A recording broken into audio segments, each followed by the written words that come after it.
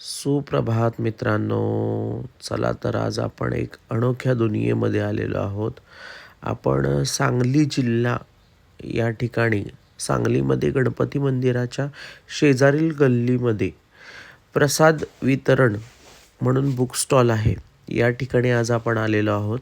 या ठिकाणी तुम्ही बघू शकता खूप सुंदर अशा पद्धतीने हे ग्रंथदालन या ठिकाणी प्रस्थापित झालेलं आहे.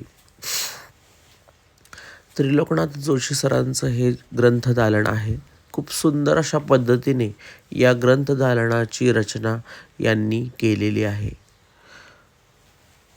बघू शकता खूप वेगवेगळ्या नवनवीन पुस्तकांचा साठा या ठिकाणी अवेलेबल आहे. कोणाला जर सांगली जिल्ह्यामध्ये असणाऱ्या वाचकांसाठी ही एक अनोखी पर्वणीच आहे. आणि तुम्ही बघू शकता कोणकोणत्या पद्धतीची पुस्तकं या ठिकाणी विक्रीसाठी आहेत. खूप सुंदर असं ग्रंथदालन या ठिकाणी पाहावयास मिळालं. पुणे जिल्ह्यामध्ये खूप सारी ग्रंथदालनं मी पाहिलेली होती, परंतु सांगली जिल्ह्यामध्ये एवढं भव्य दिव्य असं ग्रंथदालन आहे हे आम्हाला पाहावयास मिळाले. तुम्ही बघू शकता खूप वेगवेगळ्या विषयांवर लिहिलेली नवनवीन पुस्तकं, नवनवीन लेखकारांची पुस्तकं या ठिकाणी तुम्हाला पाहावयास मिळतील. स्पीड पोस्ट म्हणून मी वाचलेलं पुस्तक आहे. खूप सुंदर अशा नगररचना म्हणा, स्वप्नांचे इंद्रधनू म्हणा, खूप शिवाजी महाराजांवर लिहिलेली पुस्तकं, पदार्थांवर किंवा रेसिपींवर लिहिलेली पुस्तकं, स्वामी विवेकानंदांची पुस्तकं, तुम्हाला सांगतो वेगवेगळ्या लेखकांची पुस्तकं या ठिकाणी आपल्याला पाहावयास मिळतात. आता हे बघू शकता एकवचनी संजय राऊत साहेबांनी हे पुस्तक लिहिलेलं आहे बाळासाहेब ठाकरे यांच्याविषयी. खूप सुंदर असं पुस्तक आहे हे. गर्भसंस्कार असू दे, क्रांतीवीरांवर नवनवीन पुस्तकं प्रदर्शित झालेली असू दे, खूप वेगवेगळी पुस्तकं या ठिकाणी आपल्याला पाहावयास मिळतात. ही वेगवेगळ्या लेखकथा आहेत, वेगवेगळ्या प्रत्येकाच्या आयुष्यावर असणारे जीवनपट देखील या ठिकाणी आपल्याला पुस्तकाच्या माध्यमातून समजून घेण्यासाठी या ठिकाणी प्रदर्शित केलेले लेखपट या ठिकाणी प्रदर्शित केलेले आहे. केशवराव जोधे सिनेमाची भाषा, शबरी अशी वेगवेगळ्या पुस्तकांची पर्वणीच आपल्याला या ठिकाणी पाहावयास मिळते. चला आपण या पुस्तकांची सैर कशा पद्धतीने असते आणि कोणकोणती पुस्तकं या ठिकाणी ठेवलेली आहेत तुम्ही बघू शकता. खूप सुंदर अशा पद्धतीने या बुक स्टॉलचं रेखाटन या ठिकाणी केलेलं आहे. झुंबर प्रकाश नारायण संत यांचं प्रदर्शित झालेलं पुस्तक खूप सुंदर आहे. IMAX निर्भय व्हा, बालकवितांच्या कविता आहेत. वसुंधरा आहे, वादळवाट आहे. खूप असे वैज्ञानिक, आर्थिक, सामाजिक आणि धार्मिक प्रत्येक गोष्टींवर हे अजितदादा पवारांचं पुस्तक देखील राजकारणी लोकांसाठी खूप फायदेशीर आहे. सांगली जिल्ह्यातील जनतेला ही एक नवीन पर्वणीच आहे. आणि खरंच आपण म्हणतो पुस्तकाच्या दुनियेमध्ये वाहून गेल्यानंतर खूप वेगळा अनुभव येतो. वेगवेगळ्या गोष्टींना आपण समाजात सामोरं जात असतो. खूप वेगवेगळ्या अडचणी येत असतात. कधीकधी खूप एकटे पण वाटत असतं. पण जी व्यक्ती पुस्तकांच्या दुनियेमध्ये गुंतून जाते त्याला कधीही एकटं वाटत नाही. तो त्यामध्ये गुंतत जातो आणि नवनवीन क्षेत्रांविषयी, नवनवीन विचारांविषयी ची देवाणघेवाण या पुस्तकाशी आपली होत गेली की आयुष्य खरंच सुखकर होतं. मला देखील पूर्वी वाचनाचा कधीही छंद नव्हता, परंतु आमच्या घरामध्ये शैक्षणिक वातावरणाचा वसा आणि वारसा दिल्यानंतर किंवा मित्रांच्या चांगल्या संगतीत आल्यानंतर वाचनाचं एक वेड लागतं. आणि ते वेड लागल्यानंतर दिवसातून एक 15 ते 20 मिनटं वृत्तपत्र वाचन करत असत. परंतु ह्या पुस्तकाच्या दुनियेमध्ये जेव्हा आपण येतो, त्यावेळी पुस्तकांशी जोडली जाणारी जी नाळ आहे, ही एक वेगळ्या प्रकारची नाळ असते. आपण प्रत्येक विचारांची देवाणघेवाण करत असताना आपण अभ्यासपूर्वक किती बोलतो आणि समाजाशी आपण चर्चा करत असताना किंवा जे समाजाशी आपण संलग्न होत असताना आपल्याला पुस्तकं किती महत्त्वाची असतात, हे आपण वाचन केल्यानंतरच समजते. म्हणून माणसाने नेहमी वाचलं गेलं पाहिजे. म्हणतात ना, वाचाल तर वाचाल. आणि खरंच आहे, आयुष्यात वेगवेगळ्या गोष्टींचं ज्ञान हे उपजत असणं हे फार गरजेचं आहे. समाजामध्ये उगच मोठी लोक मोठी होत नसतात. त्यांचं दिवसातून 1 ते 2 तास वाचन असतं. आणि लघुपट असू दे, एखाद्याच्या जीवनावर आधारित असणारं कथालेखन असू दे किंवा नवनवीन तंत्रज्ञानाची माहिती असू दे, ह्या वेगवेगळ्या गोष्टी आपण नेहमी वाचल्या गेल्या पाहिजे.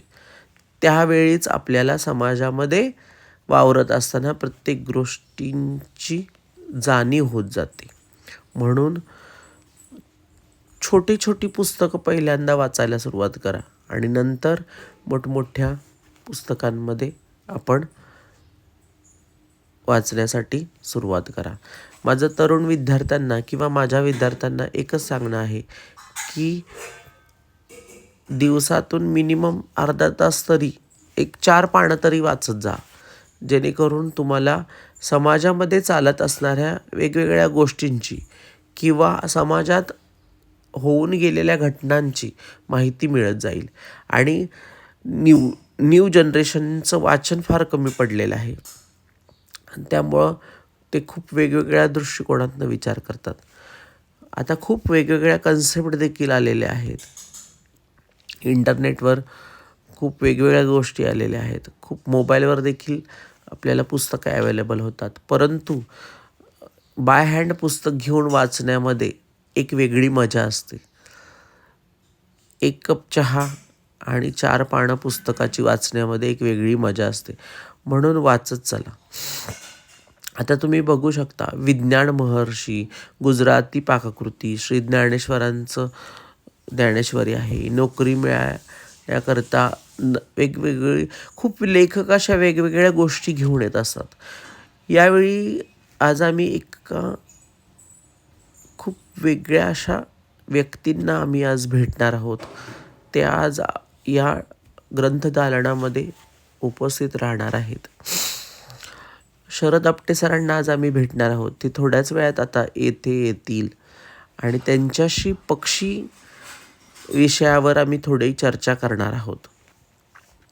पक्षी विषयांवर खूप सारा गाढा अभ्यास ह्या शरद आपटे सरांचा आहे आणि जोशी सरांचे खास मित्र आहेत ते.